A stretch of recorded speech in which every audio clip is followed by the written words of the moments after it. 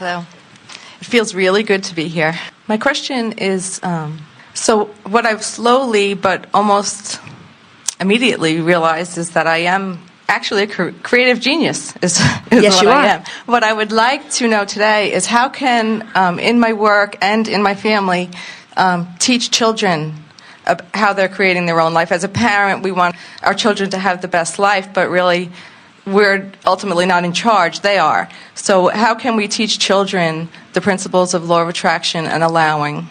Well, the thing that you want to focus upon is remember that they came forth from source and that they have inner beings that are very close to them. And if you would just concentrate on nurturing that connection. In other words, think about it. Think about a child that's about to spill milk or about to fall in the pond or about to do something that you know they're not going to like and you're not going to like it either.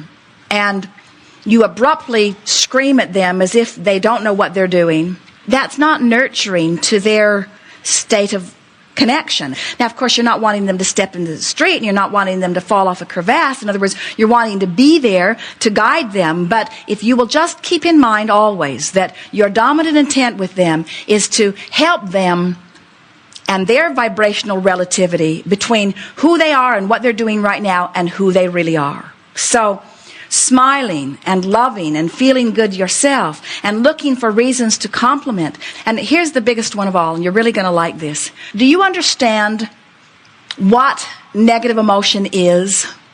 In other words, you know what it feels like, but what it is, it's the indication that right now I'm thinking a thought that's so far off track of what my inner being thinks that I'm not even in the vicinity of my inner being. Did you get that?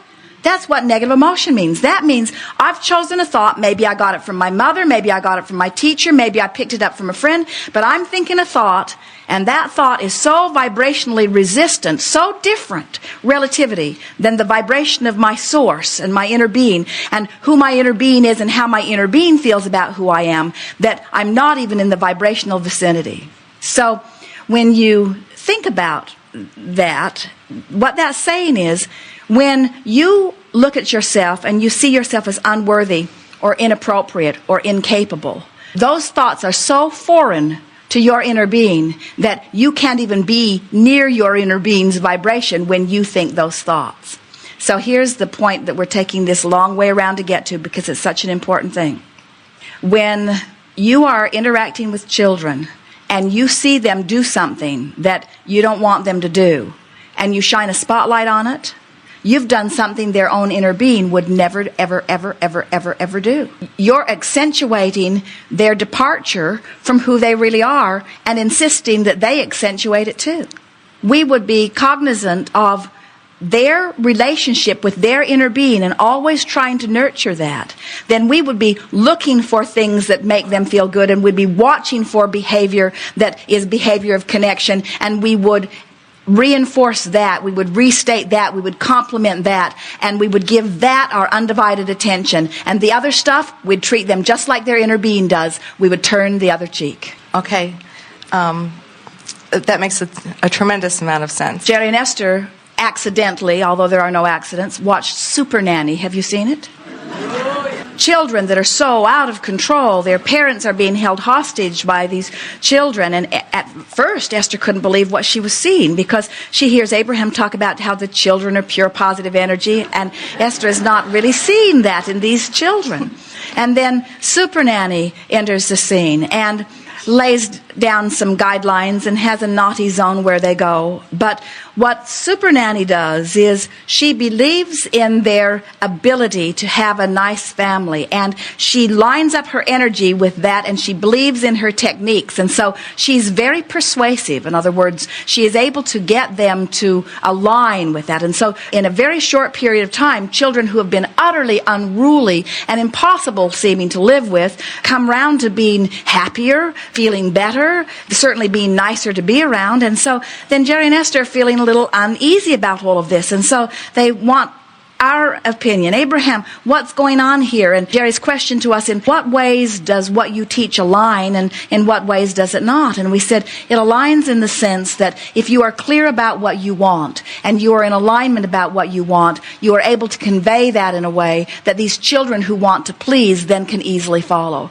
So parents that are scattered, or even with each other, or even a mother who knows what she wants but is more beating the drum of what she does not want, will elicit from her children what she does not want. And then the worse it gets, the worse it gets, the worse it gets. So being clear about what you want and lining up with what you want is certainly a technique that is working in that environment.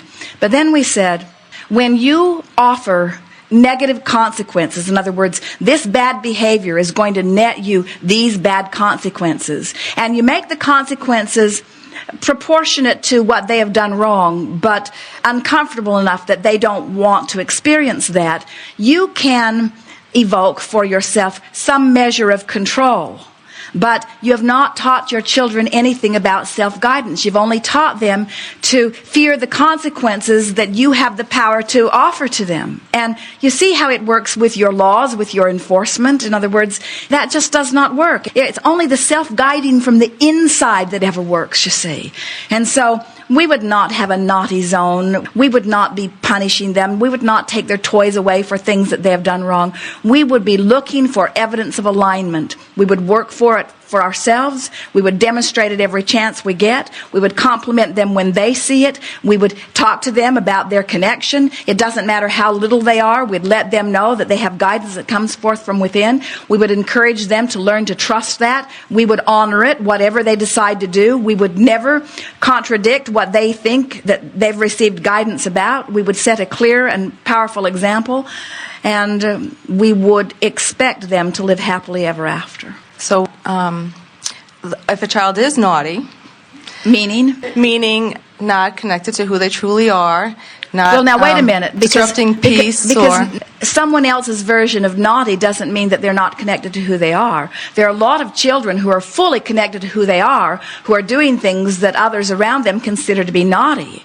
In other words, the teacher in the classroom wants them compliant and quiet, and tuned in, tapped in, turned on is not necessarily that. So by naughty, you mean not keeping the rule that someone else has established as the rule? That's tricky. That is tricky. A child who disrespects another child or harms another child. All right, so give us an example of something that happens often, or that happened, and when it happened it was big, and we'll show you what we would do. Okay, a sibling becomes frustrated and strikes his sibling.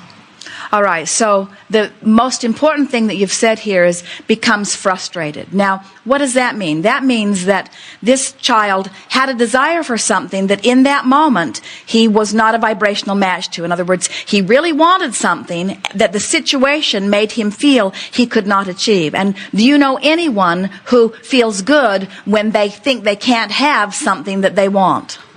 In other words, down there in those negative emotions, every single time is a feeling of disempowerment. So if another child is bigger, or another child has mommy on his side, and so mommy always gives him what he wants, and this one, in other words, there are lots of different dynamics. But so you said the key word when you said, my child is frustrated. And so that's the thing that, as you think about what we've been talking here about these two concurrent journeys. So you see your child pitching a fit, he's acting inappropriately by your standards, maybe even he's clobbered his little brother or big brother over the head with something. That's what's happening. But in the emotional journey, he's feeling frustration. And so, in answer to your first question still further, as his mother or mentor or teacher or soother, you're wanting to help soothe that frustration. What happens is, when you're right in the middle of the action stuff, it feels like you have to do something with action. But doing something with action doesn't do anything about the vibration that will produce another action and another action and another action and another action.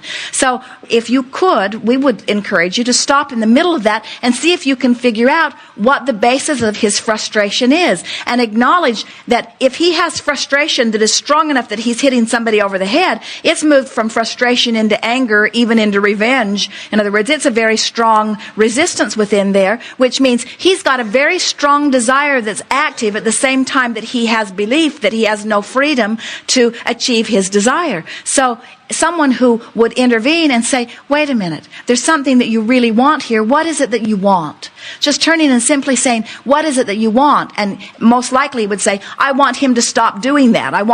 And you say, wait, that's not what I want to hear from you. I want to hear, what is it that you want? What is it that you want? Let's take your little brother out of the equation altogether. What is it that you want? And he might say, well, I just wanted to sit here and play in peace, or I just wanted to do it my way, or I wanted to put it together the way I wanted to put it together. And then you want to stop and say to him, that's valid. You get to want what you want. It's good that you want what you want. And then we would say, and the reason that you feel so bad right now is because you think that you can't get what you want. I think you can get what you want. Don't you think you can get what you want? In other words, help him to realize that he can get what he wants. He can get what he wants within the framework that's laid out there. He can get what he wants, even with other things happening around him, you see. Children will acclimate back to their alignment with Source much more easily than if you were dealing with adults in an office setting. In other words, they are much more resilient. They are much quicker to tell you what they really want, and they are much quicker to release the grudge. In other words, the vibration that they've got activated in this moment is not nearly as activated in them as it is an adult under a similar situation. And so it doesn't take very much of you stepping in and making it known that you think that it is right for them to get what they want too, and that you're on their side about getting what they want. But there are a lot of ways to get what you want, and somebody else doesn't have to give up something for you to get what you want. That's the message that you want to get across to your children. Everybody can win here, but if you're focused upon what you want and focused upon not getting what you want, you're messing up your own experience. And if you can get them to focus upon what they want, those conflicts will go away almost immediately. Really, they will. So are you understanding that you are the creator of your own experience? Do you want to be that? Have you come to the place yet where you are appreciating the contrast of your time and place? Do you think that you're approaching the place where you could say, there is something that I really, really, really, really want that has not yet come into manifestation, and I'm all right with that? Because when you get there, you've got it. When you say, the idea of it is getting my juices flowing, and the fact that it has not yet manifested is not a problem to me, now you've got it. Because now you've shown yourself that you can align with the idea of something without it being present in your now. And now, your now can change. But when you say, I want this thing that I do not have, and I cannot be happy until I get it, now you're in deep doo-doo. Because it cannot come to you until you change your vibration, and you've already decided that you can't change your vibration until it comes to you. So, when you say, I'm going to find a way of feeling appreciation, or I'm going to find a way of feeling good, even though this thing I want has not yet come. Now, your future's full of it because you've been launching rockets about it. Source knows about it and is all queued up to give it to you. Circumstances and events have all been lined up, and now you've decided to get happy, and now you begin to close the gap between where you stand and it. So it works like this. Contrast produces a desire. You're not a consistent vibrational match to the desire. You turn your attention to the desire, and you work on familiarizing yourself with it. Instead of saying, I don't have this thing I want, you say, what would it be like to have this thing? You start filling it in your imagination. You start bringing things from your memory. You become a vibrational match to your desire by deliberately finding a way of thinking about what you want and feeling good.